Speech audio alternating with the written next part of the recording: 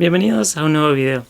En una instancia anterior hemos estado hablando del credo, de cómo se fue desarrollando el credo cristiano en la iglesia antigua. Y hoy nos vamos a referir a las principales confesiones, a las principales declaraciones de fe que surgieron a partir de la Reforma Protestante en el siglo XVI.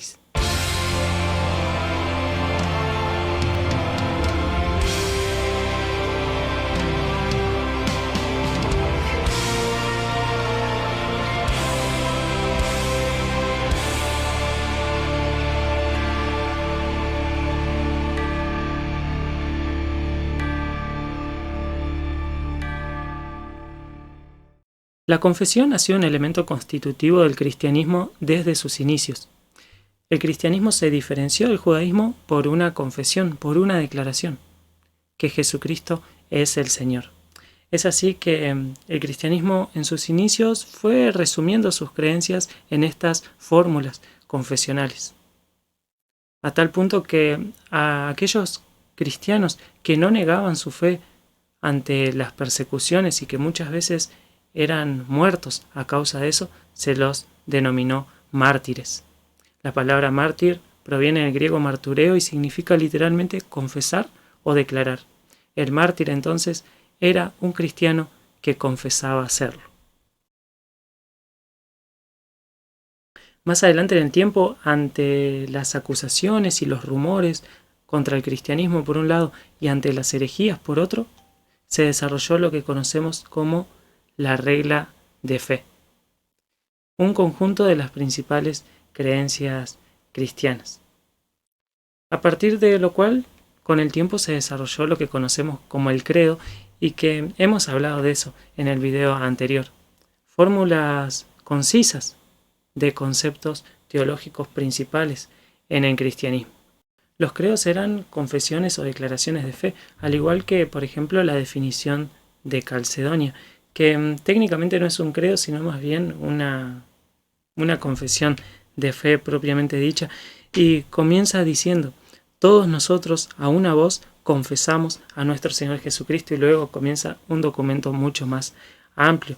Y aunque, como decíamos, esta definición de fe de Calcedonia puede denominarse una confesión o una declaración de fe, lo cierto es que esta denominación, este título, lo usamos frecuentemente para referirnos a aquellas normas doctrinales que se produjeron a partir de la época de la Reforma Protestante y que son distintivas de sus respectivas tradiciones eclesiásticas, que son distintivas de ciertas denominaciones dentro del protestantismo. Hay confesiones de fe propias de los luteranos, otras propias de los presbiterianos, otras propias de los bautistas, por ejemplo. Y en este video nos vamos a referir a esas confesiones de fe. Al igual que los credos, las confesiones de fe fueron producidas en contexto de polémica o de división dentro de la iglesia. Fueron hechas con el fin de aclarar ciertos puntos o de exponer un punto de vista respecto a determinada cuestión. Pero también debemos tener en cuenta que las confesiones de fe no niegan los credos ni van en contra de ellos, sino que están basados en estos mismos credos. Los credos antiguos que hemos analizado en el video anterior son la base de las confesiones de fe de la Reforma Protestante, o al menos de la mayoría de ellas. Asimismo, debemos tener en cuenta que las confesiones de fe son mucho más amplias en su contenido que los credos. El credo estaba destinado a resumir las verdades centrales de la fe cristiana, mientras que las confesiones o declaraciones de fe son mucho más amplias en su contenido y abordan temas secundarios. Abordan temas que son importantes para la vida de la iglesia, pero que no tienen la misma importancia que aquellos definidos por los credos. Se tratan las cuestiones centrales, pero también cuestiones secundarias, como por ejemplo relativas al gobierno de la iglesia. La mayoría de los cristianos hoy en día ignora la confesión de fe de la tradición eclesiástica a la que pertenecen, de la denominación a la que pertenecen. Incluso hay una especie de moda antidenominacional hoy en día, pero las confesiones de fe son muy importantes, sobre todo para aquellos creyentes que se acercan por primera vez a una iglesia. Y sería muy útil para ellos conocer qué es lo que creen en ese lugar, qué creen en esa iglesia con respecto al bautismo, qué creen en esa iglesia respecto a la cena del Señor, qué creen en esa iglesia respecto a la forma de gobernar la propia congregación. Así que hoy vamos a enfocarnos en aquellas principales confesiones de fe que surgieron a partir de la época de la Reforma y vamos a ir conociendo también algunas distinciones litúrgicas, algunas distinciones doctrinales en cuestiones secundarias de las diferentes denominaciones cristianas. Si bien es muy importante, como decíamos, para nuevos creyentes conocer qué se cree en cierto lugar, si bien es útil incluso para nosotros que podemos tener muchos más años de creyentes, conocer un poco de la historia de la denominación a la que pertenecemos, también debemos recalcar una vez más que tanto los credos como las confesiones de fe ocupan un lugar secundario respecto a la escritura y que todo lo dicho en esos documentos está sujeto a la revisión y al juicio de las escrituras. De hecho, las propias confesiones de fe muchas veces aclaran este punto, que están sujetas a revisión de acuerdo a lo revelado en la palabra de Dios. Nos encontramos en el año 1527 con la Confesión de Schleicher, que consta de 7 artículos redactados por Michael Sattler y que fueron adoptados por los hermanos suizos, por la Iglesia Libre de la Reforma Zwingliana, y que resume de una forma concisa los principales puntos de la rama principal de los anabaptistas. Por su parte, en 1530 tenemos la Confesión de Augsburgo, que fue la primera confesión protestante de importancia. Es un relato moderado de las enseñanzas luteranas. El mismo año se presentó la Confesión Tetrapolitana, que variaba de esta en ciertos puntos, por ejemplo en la Cena del Señor, y ofrecía un punto intermedio entre los hermanos suizos y la Iglesia luterana. Ya en el 1536 se formuló la primera confesión helvética que todavía buscaba reconciliar a suizos y luteranos. Y empieza ya una forma más amplia de confesión, hablando de las escrituras, del ministerio de la iglesia, del gobierno y también del matrimonio. La Confesión de Ginebra fue producida por Calvino y Farel como parte de la constitución de la nueva iglesia en esa ciudad. Consta de 21 artículos breves que comienzan hablando de la palabra de Dios. La Confesión Gálica se basó en este proyecto y fue adoptada por el primer sínodo nacional de las iglesias protestantes en Francia. Se hicieron cambios significativos de todos modos hasta llegar a los 40 artículos que componen esta confesión. Al año siguiente, en el 1560, se adoptó la Confesión Escocesa, que fue la primera de la iglesia reformada en ese país. Fue redactada por John Knox como figura central y por otros 5 hombres. Tiene un estilo más vigoroso. Comienza hablando de Dios y de la creación y tiene importantes definiciones acerca de la iglesia. Dice, por ejemplo, fuera de la iglesia no hay ni vida ni felicidad eterna. Pero esta iglesia es invisible, conocida solamente por Dios. Entonces, las señales de la iglesia, según esta confesión, son la disciplina, la escritura y los sacramentos, a los que resalta como simples símbolos. En el año 1561 se presentó la Confesión de Bélgica, que fue escrita en defensa de los protestantes perseguidos en los Países Bajos. Esta confesión llegó a ser en Dort, en la ciudad de Dort, en 1619, uno de los documentos doctrinales de la Iglesia Reformada holandesa, junto con el Catecismo de Heidelberg y junto con los cánones de Dort, de los que hablaremos en breve. Los 39 artículos es como conocemos a la confesión básica de la Iglesia Reformada en Inglaterra y por ende de la mayoría de las iglesias anglicanas, que fue producida bajo el reinado de Isabel I y estuvo destinada a ser un elemento, un instrumento de unidad religiosa nacional. Es como un punto medio entre la Iglesia de Roma y los anabautistas. En ciertos puntos, como en lo referente a la predestinación y a ciertas prácticas, se acerca más al luteranismo, y en otros, como en los sacramentos, se acerca más a una visión reformada. Ya en 1566 se publica la segunda confesión helvética, que es una de las que más influencia ha tenido por ser una confesión bastante madura. Busca no solo ser una declaración doctrinal, sino también práctica, y también busca seguir una línea ortodoxa respecto a la iglesia primitiva.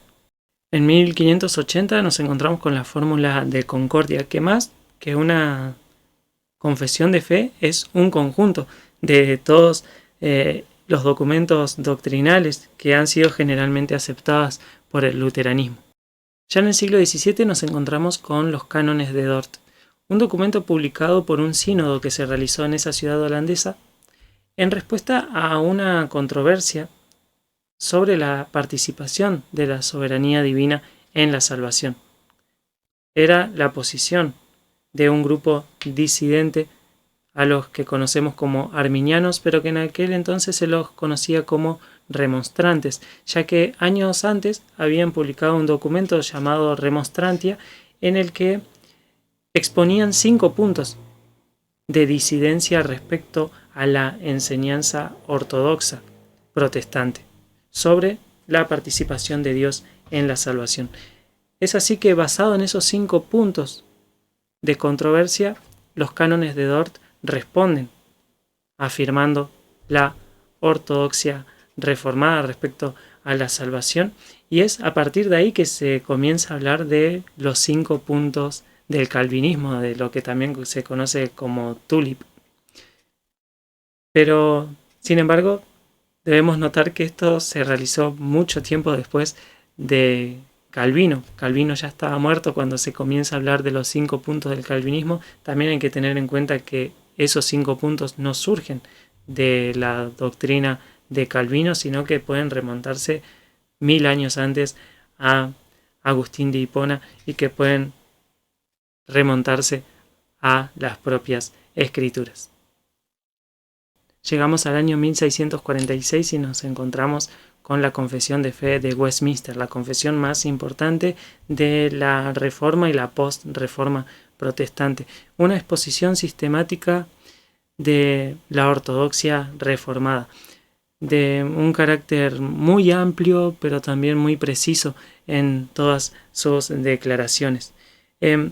Fue obra principalmente de los teólogos puritanos de la Asamblea de Westminster, y estaba destinada a unir a las iglesias escocesas con la de Inglaterra.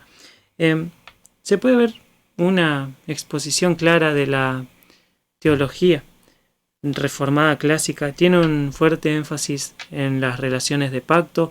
También, en cuanto al gobierno de la iglesia, podemos ver que sigue un concepto presbiteriano, con un presbítero o un sínodo encargado de la supervisión de las iglesias locales, y también mantiene el bautismo de los infantes. Es, como decíamos, la confesión más importante de la posreforma por su influencia en el territorio, pero también en el tiempo. Llegó a ser la confesión de la mayoría de las iglesias presbiterianas, y también fue la base de las confesiones de fe de otras denominaciones que diferían incluso en puntos secundarios, como la confesión de fe bautista y de otras congregaciones de Estados Unidos y de Inglaterra. Como decíamos, muchos cristianos evangélicos consideraban que la confesión de fe de Westminster era una declaración correcta de lo que enseñan las escrituras, pero diferían de ella en ciertos puntos, principalmente en lo referente al gobierno de la iglesia y al bautismo. A estos grupos los conocemos respectivamente como congregacionalistas y bautistas. Los congregacionalistas formularon sus principales documentos doctrinales que fueron la Plataforma de Cambridge para aquellos congregacionalistas norteamericanos y la Declaración de Saboya para aquellos congregacionalistas de Inglaterra.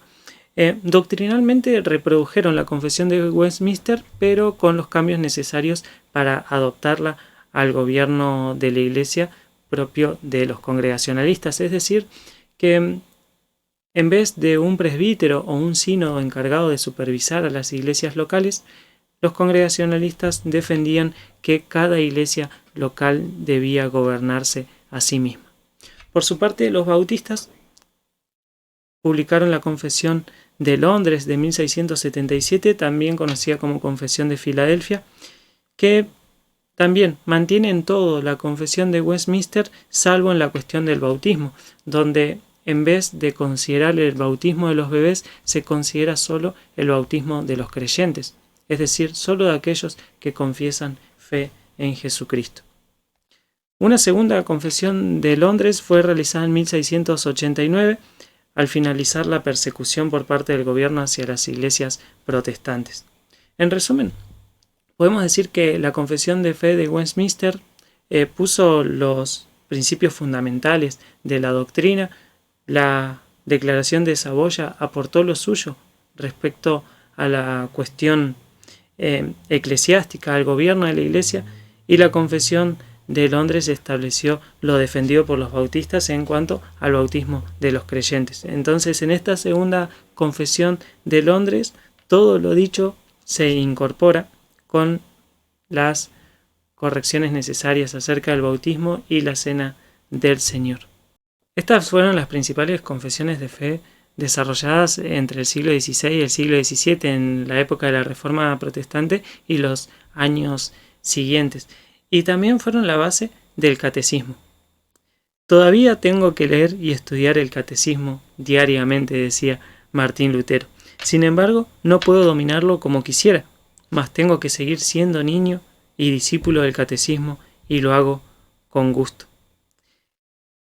Martín Lutero escribió muchos catecismos,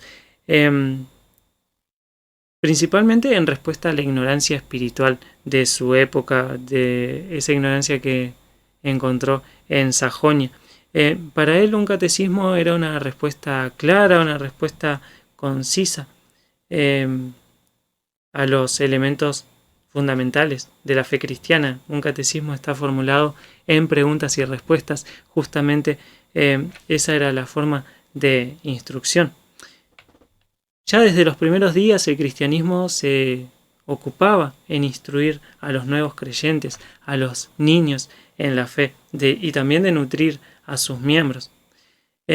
Los métodos y los enfoques de instrucción han ido variando a través de los tiempos, pero en los primeros siglos se desarrolló lo que conocemos como el catecumenado, que duraba unos 3 años.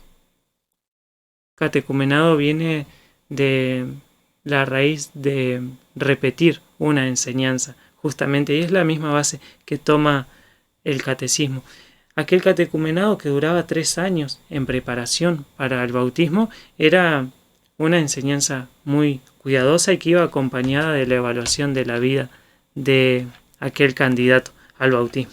Ya en la Edad Media, y probablemente como consecuencia de la extendida práctica del bautismo de infantes, la instrucción fue cada vez menos estructurada, aunque se mantuvo un interés en que el cristiano común aprendiese las verdades centrales de la fe. Los reformadores, por su parte, le dieron una gran preponderancia a la instrucción. Le dieron una gran importancia al catecismo cuando comenzaron su obra educativa. La obra de los reformadores fue principalmente educativa y por eso concentraron sus esfuerzos en realizar muchos catecismos.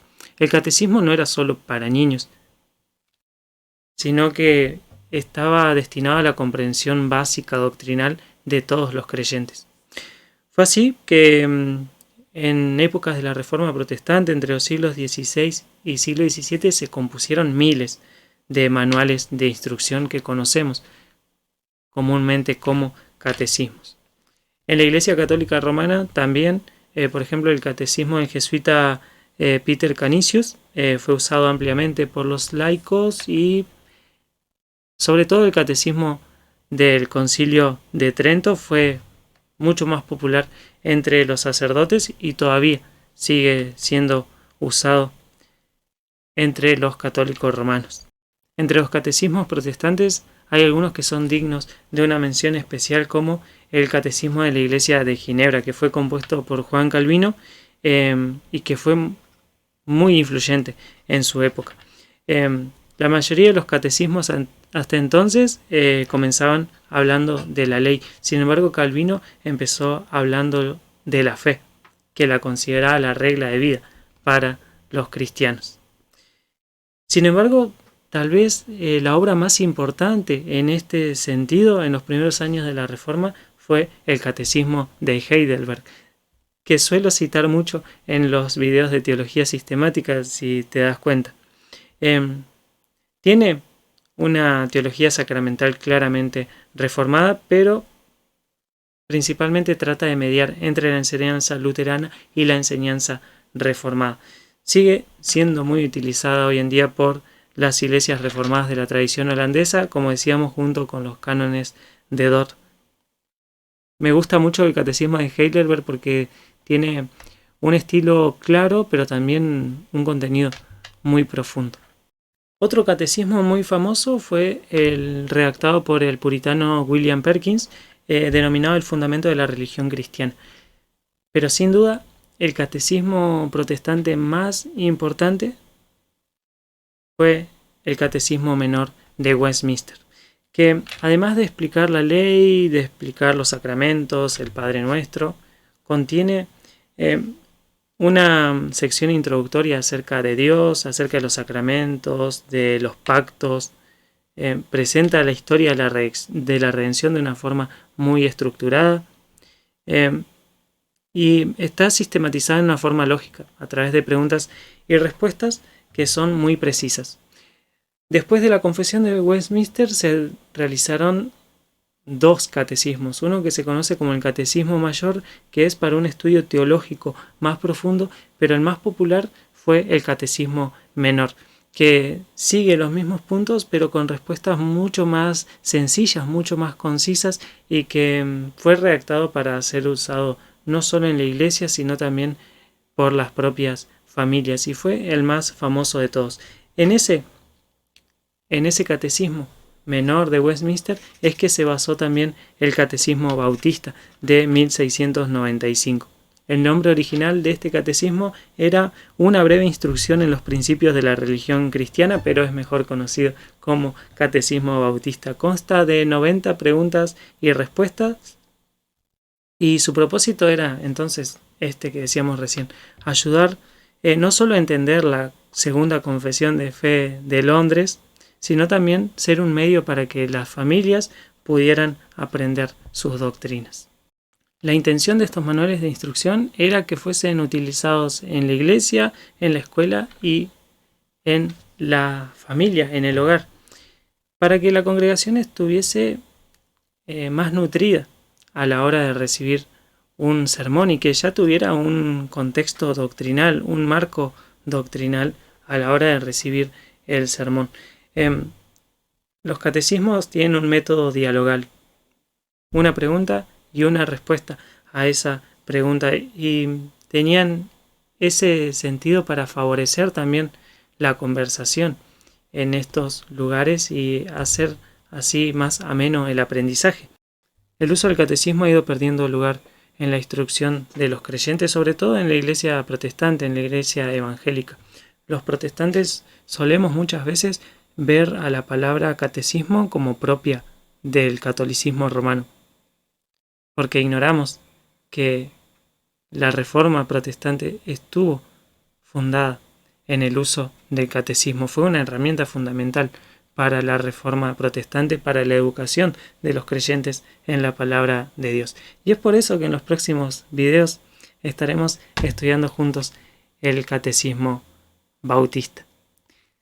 a través de 90 preguntas y respuestas que vamos a ir analizando en diferentes videos. Analizaremos 2, 3 preguntas en cada video y a través de esto vamos a poder aprender los principios fundamentales del cristianismo para aquellos que son nuevos en la fe, pero también para aquellos que tienen años y años en la fe, nos será también muy útil repasarlas y profundizarlas.